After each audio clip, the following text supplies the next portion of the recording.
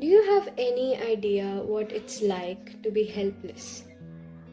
It is to withhold every capability and power right in the palm of your hand and the snap of your fingers and being cuffed in gauntlets. It's knowing that you can bang your head against the gauntlets, clang them until it was the only noise to be heard, bite them, pull on them, use a tool on them and break right free from them, and not being able to set free from their shackles. It is knowing you can wail, cry, scream, screech until your vocal cords rip apart your throat, and knowing that none of the noise you make is ever going to be listened to the way you're trying to convey it. It is feeling in yourself the capability to rage against it all and knowing that nothing you do will ever matter. It is the realization that your rage is worthless. And maybe being helpless wouldn't hurt so much. I mean, it's just rejection, right? Be a tough human, deal with it, live by yourself, but you can't. Not when you were taught your entire life by everyone you have known that when you rage, people are going to give a shit. People are going to care, they're going to want to understand. You can't unlearn that.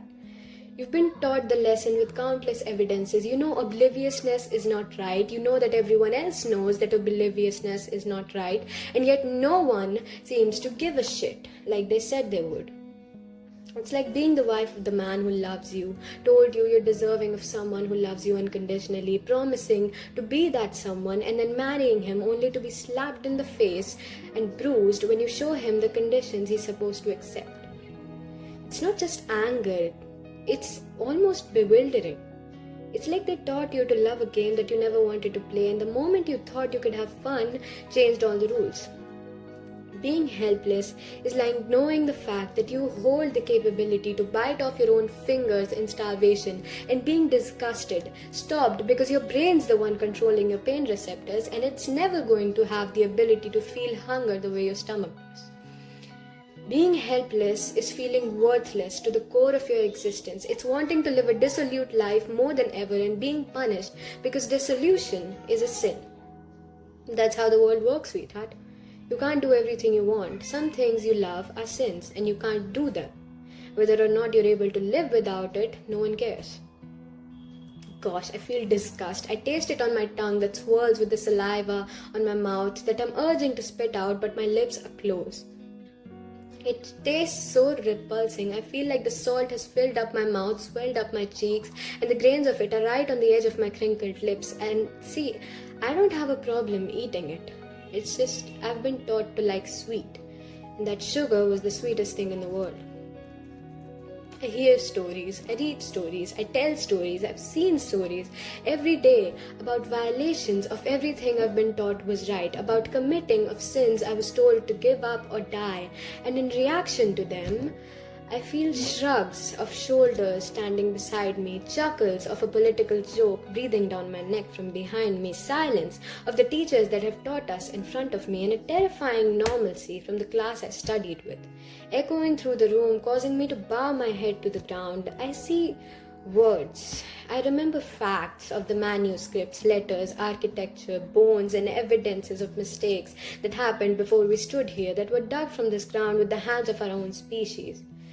I remember the movement of the lips that told me that life itself is a story, so I recall touching stories, and all I can make out in my mind is fog. Because the images have been blurred, the ink has been decorated, the paint has faded of color, the stones are beaten and berated. Day by day, we're walking steps closer into the battlefield of present and history. Both the armies want one thing, the future. And yet they collide with each other, manipulate each other, mock each other, mimic each other, draw the blood of the other, smear it across their own skin, never realizing they're making it part of them. I hear the members of my army preach upon the evilness, stupidity, and mistakes of the enemy, and I see them throwing sand across the air the next day, being just as evil, just as stupid, and just as downgraded to make the same mistakes. And I wonder why I'm ostracized if I follow. I hear about misogynists running countries, bombing lands, and ripping apart lungs of those who breathe the same air as them in the name of their own selfish legacy, in the name of superficial superiority, in the name of a pointless evolution. And I read in my textbooks the same stories just occurring long ago being described as a horror movie. And I nod my head as they tell me that we'll all work together to not become the horror movie, but my head snaps as I look around in panic because we already are living in the horror movie and everyone around me has become the horror movie. I feel worthless. I feel helpless because I was promised security and I know that I hold the capability to fight for that security until the power is left here while I slip into death's warm blanket. But my voice is absorbed in a soundproofed ball that I'm trapped in. My body can't break free from the trap I've been put in, and no matter how hard I fight, the people watching only hear the voiceover being played for them. In the audience, I lock eyes with human compassion, empathy, intelligence, and the same willingness I hold, and they all shed their tears inside their own unescapable balls of abuse. All of us, we beg until our bodies can't breathe for security. Because we are not assured. I, as a woman, I am not assured in my country that if I get raped, that I will get my justice.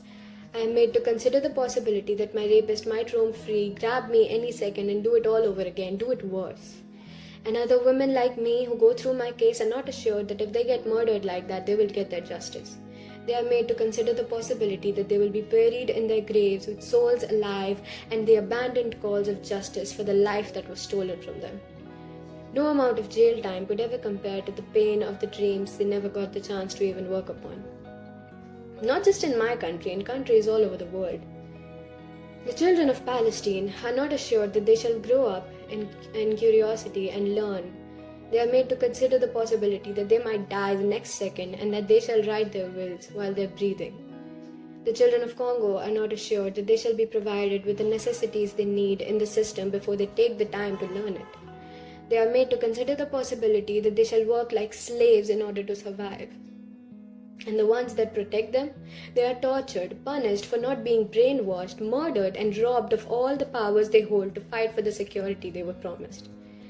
I hear the news from my parents, my friends, and read articles, and I feel terrified and sick to my stomach knowing the fact that I can't do a damn thing to make my kind feel safe, even though I hold all the strength in my body to do so.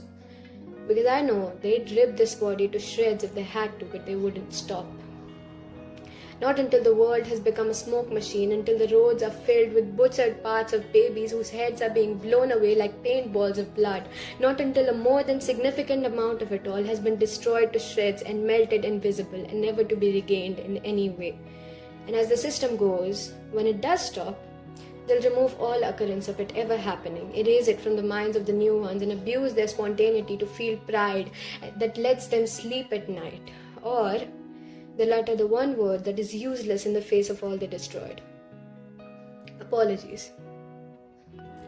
The thing that horrifies me the most is that besides the shaking of my hands, the swelling of my crying eyes, the burning of breathless skin, and the boiling of my privileged blood, all I can mutter is, all of this is happening, people know it's wrong, they are being silenced, and others don't give a shit, and there is not a single thing I can do about that.